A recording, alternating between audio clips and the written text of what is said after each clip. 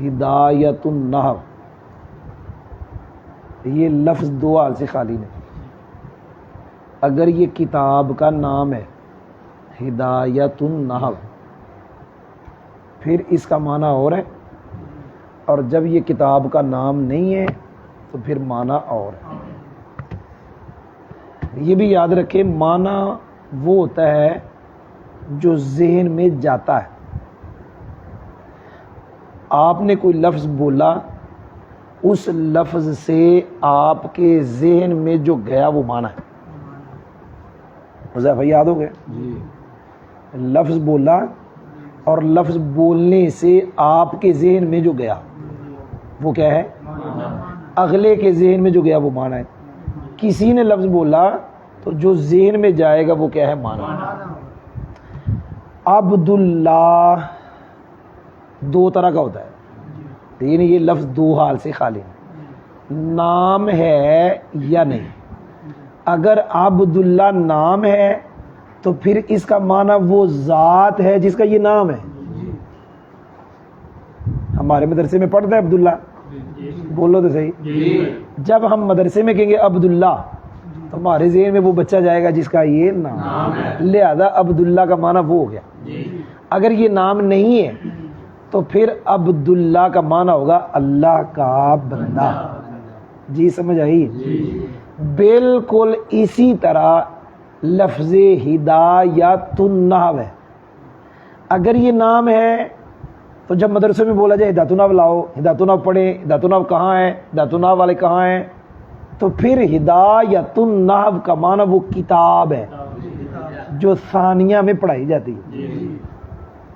کوئی نہیں سمجھ آئی؟ ہدایت النحو کا معنی وہ کتاب ہے جو پڑھی جاتی ہے، پڑھائی جاتی ہے. اگر یہ نام نہ ہو ہدایت النحو، یا نام سے پہلے ہدایت النحو جب نام نہیں تھا، پھر اس کے دو معنی.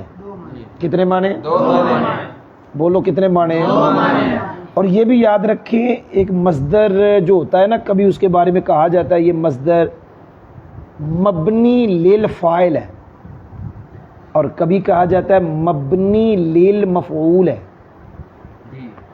جب ہدایت النحو نام ہوگا تو پھر اس کا معنی وہ کتاب ہے جو آپ کے ذہن میں جاتی ہے. جب ہم کہتے ہیں ہدایت النحو لاؤ، ہدایت النحو پکڑاؤ، ہدایت النحو پڑھو، تو پھر ہدایت النحو کا معنی کیا ہوگا؟ وہ کتاب. جب یہ نام نہیں ہوگا ہدایت النحو، اس وقت لفظ ہدایت ہے مصدر لیکن مبنی للفاعل ہے، اس میں فاعل کے معنی میں ہے. یہ بھی یاد ہو گیا؟ اچھا، یہ بھی یاد رکھیں کہ مصدر کی اضافت کبھی فاعل کی طرف ہوتی ہے، کبھی مفعول کی طرف. ہدایت النحو میں ایک بات تو یہ ہوگی کہ لفظ ہدایت اس میں فاعل کے معنی میں ہے، ہادی کے معنی میں ہے. کس کے معنی میں؟ ہادی کے معنی میں. بولو تو صحیح. ہادی کے معنی میں. ہدایت النحو میں جب آپ علم کا اعتبار نہ کرو تو پھر ہدایت اس میں فاعل کے معنی میں ہے. اور ہدایت النحو کا ایک معنی یہ ہو گیا کہ یہ اضافت ہے مفعول فی کی طرف. کدھر؟ مفعول فی کی طرف. جب ہدایت النحو کے اندر یہ کہو کہ اضافت مفعول فی کی طرف ہے، اس وقت اس کا فاعل بھی حذف اور مفعول بھی حذف. فاعل یہ کتاب ہے اور مفعول بھی المبتدی، ابتدائی طالب علم. ترجمہ ہوگا یہ کتاب ابتدائی طالب علم کو نحو میں ہدایت دینے والی. جی سمجھ بھی آئی؟ یہ کتاب جی یاد ہو گیا کہ نہیں یاد ہوا؟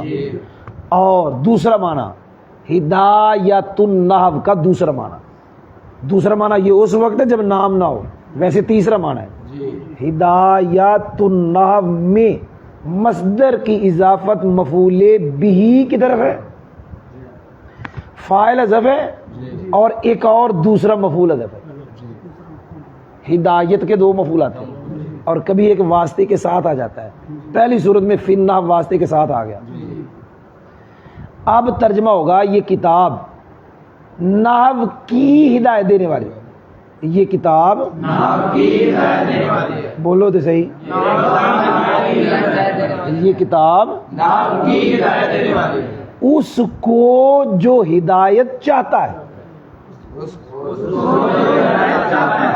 فاعل حذف جی اور دوسرا مفعول حذف. جی یہ کتاب ہدایت دینے والی، یہ فاعل جو ہے حذف جی اور نحو پہلا مفعول ہے. جی. نحو کی ہدایت اور جس کو دینے والی وہ بھی حذف. وہ کون ہے؟ جو ہدایت کا مستحق ہے. جی یاد ہو گیا بھائی؟ بولو تو صحیح. تو ترجمے میں نے آپ کو معنی آپ کو میں نے ہدایت النحو لفظ کے 3 پڑھائے. جی پہلا معنی وہ ہے کہ جب یہ علم نہ ہو تو پھر معنی ہوگا یہ کتاب، کیونکہ ذہن میں ہدایت نہ بولیں گے تو کتاب جاتی. اور دوسرا معنی اور تیسرا معنی وہ اس وقت ہے جب یہ علم نہ ہو. جب یہ علم نہ ہو تو پھر معنی یہ تھا کہ یہ کتاب نحو میں ہدایت دینے والی طالب علم کو. اور تیسرا معنی یہ کتاب طالب علم نے یہ کتاب نحو کی ہدایت دینے والی اس کو جو ہدایت چاہتا ہے. یاد ہو گیا؟ یہاں پہ سوال ہوگا یہ کتاب ہدایت دیتا تو اللہ ہے. سنا نہیں؟ جی ہدایت کون دیتا ہے؟